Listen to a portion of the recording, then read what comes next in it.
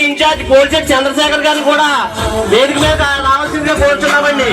అలాగే BJP leader Unduru TDP యువ నాయకులు చిగురుపాటి సాయిరామ్ గారిని కూడా వేదిక మీద రావాల్సిందిగా కూడా స్టేజ్ మీద రావాల్సిందిగా వెంకయ్య సాంబశివరావు గారిని కూడా వేదిక మీద రావాల్సిందిగా కోరుచున్నామండి. సిద్దిపేట ఏర్పాటు గారు వేదిక మీద రావాల్సిందిగా కోరుచున్నామండి.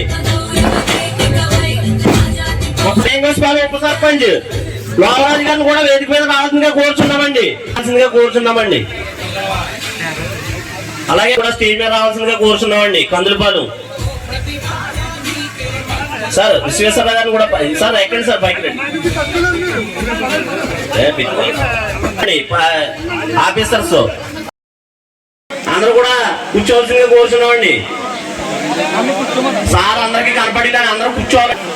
ఈ రోజు మన ఉండూరు గ్రామ సర్పంచ్ సిగిరిపాటి రామలక్ష్మి గారి ఆధ్వర్యంలో ఉండూరు గ్రామంలో జరుగుతున్న ఈ కార్యక్రమానికి విచ్చేసిన వాసంశెట్టి కార్మిక శాఖ మంత్రి వర్యులు వాసంశెట్టి సుభాష్ గారికి మా గ్రామం తరఫున మా ఉండూరు తెలుగుదేశం పార్టీ పెద్దలకు సోదరమణులకు అదేవిధంగా ఈ యొక్క పంచాయతీ సచివాలయం యొక్క స్టాఫ్ అందరికీ కూడా అలా ఎప్పుడు అలా మర్చిపోయే తత్వం కూడా నాది కాదు. నాకు ఒకసారి ఉపకారం చేసిన వాళ్ళ కోసం నేను ఎంత దూరమైనా వచ్చే వ్యక్తిత్వం నాది. చిన్నప్పటి నుంచి నాకు ఒక సాయం చేశారంటే వాళ్ళని గుండెల్లో పెట్టుకుని చూసుకోవడం నాకు అలవాటు. మరీ ముఖ్యంగా నేను ఇక్కడికి ఈ ఎమ్మెల్యే సీటు రాకముందు కనీసం నేను వార్డు మెంబర్ని కూడా కాదు, అది మీరు గమనించాలి. కేవలం ప్రజల ప్రేమాభిమానాలే అలాగే అందరి ఆశీస్సులే నాకు ఎమ్మెల్యేగా ఇవ్వటం కానీ నన్ను మంత్రిని చేయడంగా కానీ మరి నాకు మంత్రి పదవి ప్రసాదించిన నారా చంద్రబాబు నాయుడు గారికి, లోకేష్ గారికి, పవన్ కళ్యాణ్ గారికి మరి హృదయపూర్వక ధన్యవాదాలు తెలియజేస్తా ఉన్నాను.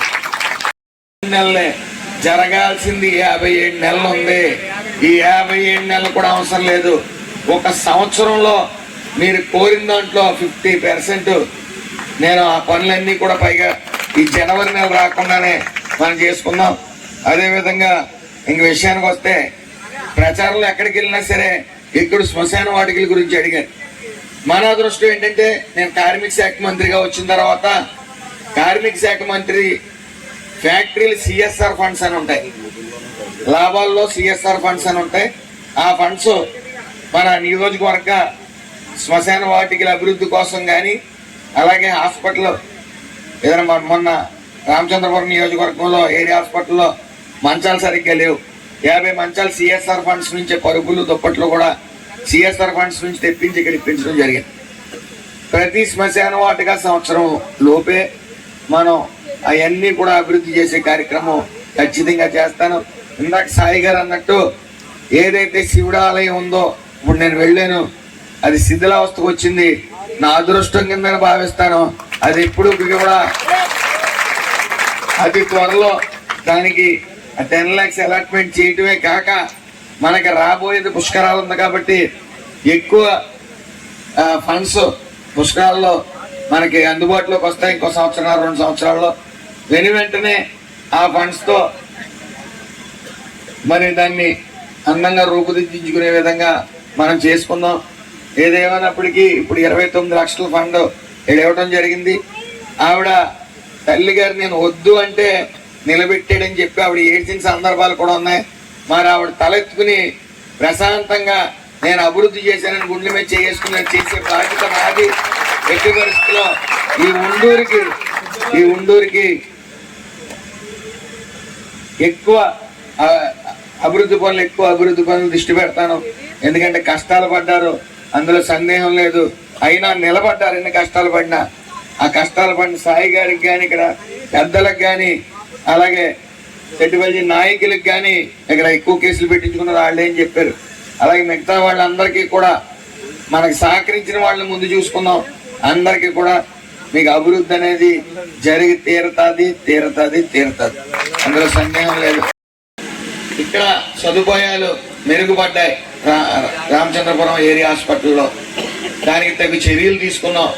అలాగే కాకినాడ వెళ్ళవలసి వచ్చినప్పుడు మీరు ఎవరైనా సరే మీరు గమ్మున ఏదైనా ఆపరేషన్ నిమిత్తం 2 లక్షలు అవుతుందంటే ఆరోగ్యశ్రీలో కవర్ ఉంది, మీరు ప్రైవేట్ హాస్పిటల్లో జాయిన్ అయ్యే ఉద్దేశంలో మీరు ఒక నెంబర్ చెప్తాను, అది రాసుకోండి. మీకు అయ్యి 2 లక్షలకు అయ్యేది అక్కడ కేవలం 40-50 వేలలో చేసే ప్రయత్నం మేము పూర్తిగా చేసాం. మహేష్ అతని పేరు 9010904993. ఈ రామచంద్రపురం నియోజకవర్గం కాన్స్టిట్యున్సీ వేరు. ఇలా ఎందుకు చెప్తున్నానంటే ఇక్కడ 3 నాయకులు ఏకమైపోయారు.